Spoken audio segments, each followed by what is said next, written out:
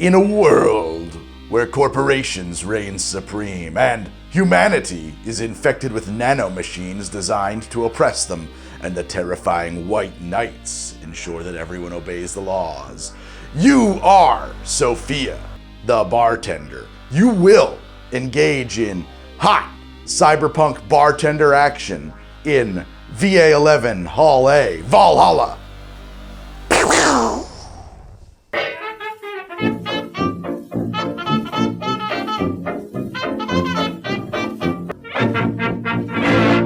I've gotten a lot of requests for drinks from this game called Valhalla, which I had never heard of before people were requesting it, and I've never played it, obviously. So I looked into it and I found out that it is this cool 16-bit cyberpunk bartender simulation game where you play this bartender, Sophia, the new bartender at Va-11 Hall A, this little divey hole in the wall in Glitch City that draws very interesting clientele. And you have to mix drinks for the people who come in. This is a nightmarish dystopian hellscape, so all drinks are comprised of 5 synthetic ingredients: Adelhyde, Bronson extract, powdered delta, Flanergide, and karmotrine. For the record, we don't really know what any of those things do except for karmotrine, which simply increases the alcohol quotient of a drink. It makes it drunkener. That's a technical term, drunkener. That's how we say it in the biz. What I think is really neat about this game, though, is that it is a bartender simulation game. Even though it's distilled everything down to these 5 ingredients, people come in and they don't necessarily know what they want, or they tell you what they want, but that they want it, extra strong or bigger or classic or whatever. The game gives you a manual of how to mix drinks, basically, and then it turns you loose to just mix up drinks kind of on the fly and interpret what the customers want. And that determines where the story kind of develops and what things you uncover and what things you don't. I think that's really neat. I think that's a very cool mechanic. There are a ton of drinks in this game, and I had a really hard time picking out which ones to make. So I picked 3. One of them was fairly obvious because it's the secret drink in the game, so I gotta make that. And then the other 2 I just picked because they sounded interesting and gave me ideas about where to go with them. For instance, one of the drinks I want to make in this episode is the Cobalt Velvet. A Cobalt Velvet is 2 Adelhyde, 3 Flanergide, and 5 karmotrine, so pretty boozy, on the rocks and mixed. It is a bubbly, classy, burning drink costing $280. It's like champagne served on a cup that's had a bit of cola left. That's the quote that some drunk said about it. I take that with a grain of salt. What I would say is that Cobalt Velvet sounds an awful lot like an Aqua Velva, so that's a great basis to make that drink. I'm gonna start with a 1/2 ounce of blue curacao, 1 ounce of gin. I'm gonna use Ford's gin, as I am wont to do. Want with an O. And 1 ounce of vodka. I'm using a Wheatley vodka here. Comes from the Buffalo Trace Distillery. It is a wheat-based vodka.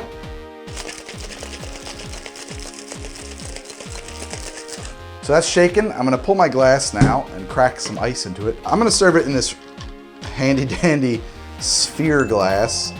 I feel like this is appropriate for the setting and the place and the game.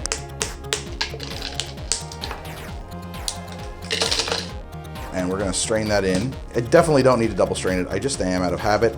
I would actually just pour this open with the ice that's in the shaker, but the ice that's in the shaker won't fit through the neck of this glass, so. And the final part of this drink is to top it up with some bitter citrus soda. You can use a nice tart lemon lime. I'm gonna use this Q grapefruit soda, kind of a departure from a standard blue velvet, and which I think makes this one stand out a bit. Real fun. This drink comes with a lid. I'm gonna put a straw in there and put the lid on, screw the lid on. All right, and there we have a Cobalt Velvet, bottoms up. It's refreshing. That is tart, balanced. You get a little bit of juniper from that gin, which really pairs well with grapefruit. It's lovely. It's like an orangey, grapefruity Collins, honestly. I like this drink quite a bit.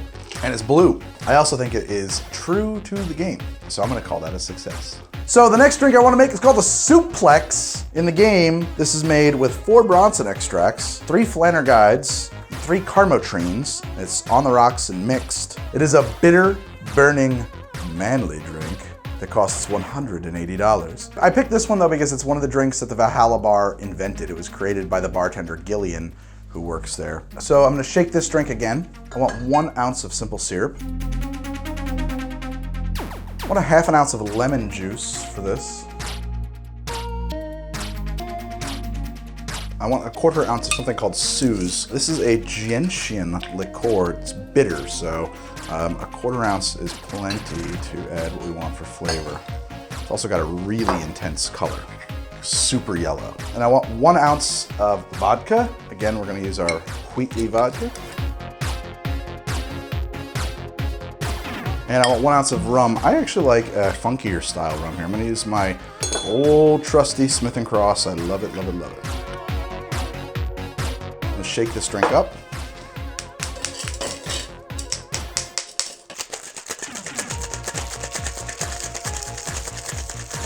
I'm gonna serve that in my very cool science fiction looking diamond glass. I wanna put it on an ice cube. To get this ice cube to fit in there, I'm gonna have to shave it down. I'm gonna use this Barfly ice knife. It makes shaving and cutting ice like using power tools. It's amazing how effective this thing is. One of my favorite little bar gadgets. Okay, we've got our ice in the glass. I love this glass, but sometimes you need it to stand up while you pour into it. That's one way to do it. I personally think flowers in a drink can be very manly, as this drink is described as being manly. I think that if you're comfortable, that's a manly look for a drink. And here is the Suplex from Valhalla. It is unique. It's tough to put your finger on what that flavor is. What is that? A dry kind of bitterness that gives way to sweet rum funk with that tart lemon kind of running throughout. I enjoy that quite a bit. It isn't quite like anything I think I've ever had before. I feel like we answered the call quite well too in trying to make a Suplex. The final drink I want to make from Valhalla is the Flaming Moai. Now, you won't find this drink in the Calicomp. It's a secret cocktail. If you make and serve this drink at certain key times, certain secret characters will show up at the bar. Its in-game recipe though is 1 Adelaide, 1 Bronson extract, 2 powdered deltas, 3 Flanner guides, and 5 karmotrines, all mixed.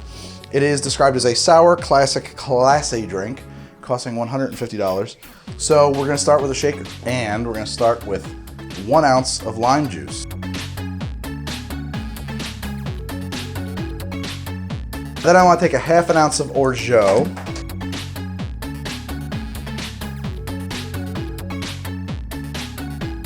And a half an ounce of grenadine. A lot of ingredients going here. Where's the tiki stuff? Well, 1 ounce of passoa. I hope I'm pronouncing that right. This is a passion fruit liqueur from Brazil.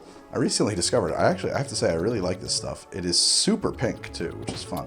I've eaten passion fruit. This tastes like straight up passion fruit. I would say it's on the money if you're looking to get some passion fruit flavors into drinks. I'm really impressed by that. And I want 2 ounces of rum here, 1 ounce of Plantation 5-year,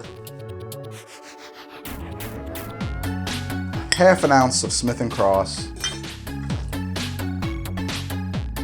and a half an ounce of my Lemon Heart 151. I'm gonna shake this drink up.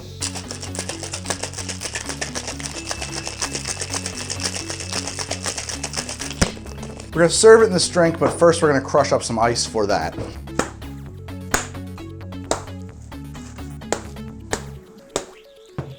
We're gonna serve it in this sweet tiki mug. It's called the Suffering Bastard mug. It's available in an affiliate link in the pinned comment right down there. That one is made by Trader Vic. Get some crushed ice in here. There's a few pieces that are too big, but we'll do like a half gated pour just to hold back the big pieces. Top that up with a bit more crushed ice. If you still have it, your spent lime from before, but I don't, so I'm gonna take a fresh lime and I'm gonna cut it in half, and I will actually have to express this. I'm gonna set this lime here. I'm gonna put 1 or 2 sugar cubes on the lime top here. Just a scant amount of 151 under those sugar cubes. We don't wanna go too crazy. Grab yourself this little guy. It's filled with cinnamon. Light your sugar cubes on fire. Now 151 burns pretty invisible, but with a little cinnamon, and it's a tiki drink, we gotta do this. If it's a burning tiki drink, you gotta hit it with some cinnamon. It's just like a kind of a rule. Otherwise you can get anything. Leave a little of that before we serve it. Everybody likes it. Okay. Either let it burn down or put it out before you serve it. And enjoy your Flaming Moai. I really enjoy that drink. That is awesome.